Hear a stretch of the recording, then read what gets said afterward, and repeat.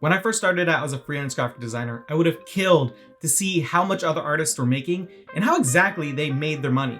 So that's exactly why I'm making this video, for my past self and for anyone else that might be interested.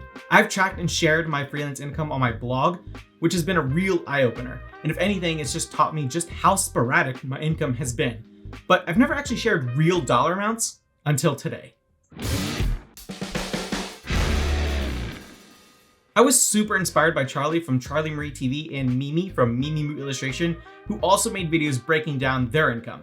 They both have very different creative journeys and offer so much value and inspiration in their videos, so I'll link those in the description below, which I would highly recommend you check out after this. First things first, it's important to know that all of the numbers that I'm about to share are gross income, meaning this is before expenses and taxes.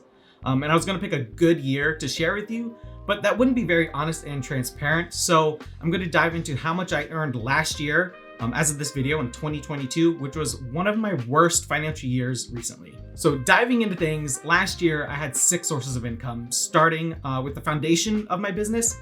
My biggest source of income, client work. Client work made 71% of my income, which earned me $27,635. This is the day-to-day design work that I do for all of my clients. Designing merchandise for the music industry, which unfortunately has been pretty rough these past few years. This is actually down by like 10% from last year and even more from the year before that. To give you an idea of how sporadic my freelance income has been, I made $59,000 alone from client work in 2019. Then when things shut down in March of 2020, that pretty much brought my entire industry to a halt since no one was touring or they needed merch designed. I even lost one of my biggest clients that year. They just completely shut down entirely. But regardless, that's the reality of freelancing. Anything can happen, and that's why it's so crucial to diversify your income. This brings me to the second way that I earn money, digital products, which has made up 26% of my income, earning me $10,339, which has really been my safety net whenever client work slows down. I've been selling apparel mockups, texture packs, fonts, and other graphic elements on a platform called Creative Market since 2013. And I also sell some of these assets directly on my own website. The key to selling digital products is that I created these assets because I personally needed them. So working in the merch industry, I wanted to create my own mockups, and I also created a bunch of my own textures to use in my design work. So I packaged all of these assets up and put them online for other designers to purchase and use. And the crazy thing is that using a platform like Creative Market, I do little to no marketing and these products just sort of sell themselves. I also recently created my very first fonts, Corpus typewriter, using an actual typewriter that my wife got me for Christmas a couple years ago. I have this on My Fonts, which is a very popular font website, and it's been doing surprisingly well, and I hope to do even more fonts because that was just so much fun to create. The great thing about digital products is that they truly are passive income. I upload these products onto online and I earn money even while I'm asleep. So creating more digital products needs to be more of my priority since it literally makes up a quarter of my entire income. Here's where things start to drop off drastically. My third source of income is YouTube, which makes up only 1% of my earnings, giving me a whopping $353. All of that came from Google AdSense, with only uploading like 4 videos last year. And honestly, most of my views comes from past videos, which are still holding pretty strong. There's so much potential with YouTube, which is why I've been a little consistent this year. In fact, that I can pay even a couple of bills throughout the year from my videos is so awesome. And I've yet to take any sort of sponsors, which I won't do unless it's a service or product that I personally use and can advocate for. But hopefully that's something I can do a little bit more of this year, assuming I can keep it up with these videos. These last 2 income streams are pretty much next to nothing, but are still worth mentioning. So making up even less than 1% of my income is selling merch on my own website, earning me $297, which realistically is a lot less since majority of that income gets spent on actually printing and shipping the merch. I just love bringing ideas to life and putting these products into the hands of people that would actually enjoy them.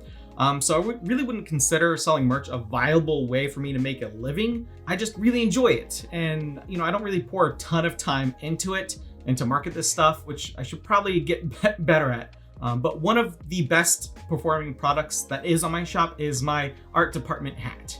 Finally, my last source of income, and if you can even call it that, is affiliate marketing, which made up even less than 1% of my income, earning me $93. Any earnings I make from recommending products I use are linked in YouTube video descriptions or old blog posts. I use Amazon affiliate links as well as the Creative Market referral program.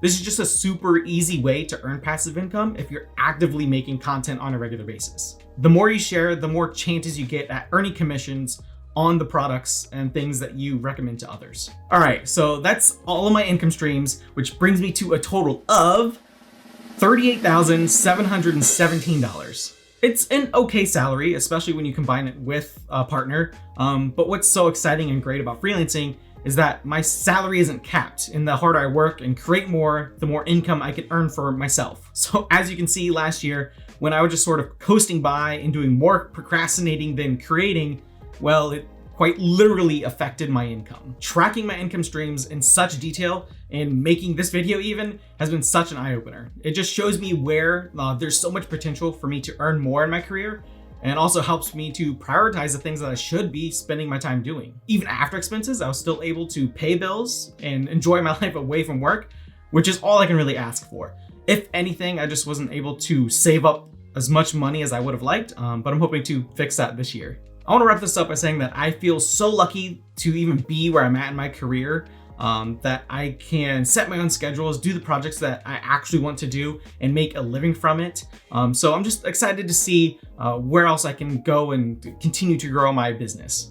If you're a freelancer or you enjoy doing side projects, I hope that hearing how I diversify my income might have given you some ideas on things that you can try. Or, if you're curious on how much I made, then I just hope you enjoyed it. I'm curious to know, was there anything that surprised you? Maybe you thought I'd be making a lot more money or a lot less, or maybe you have a question about one of the income streams specifically that I shared.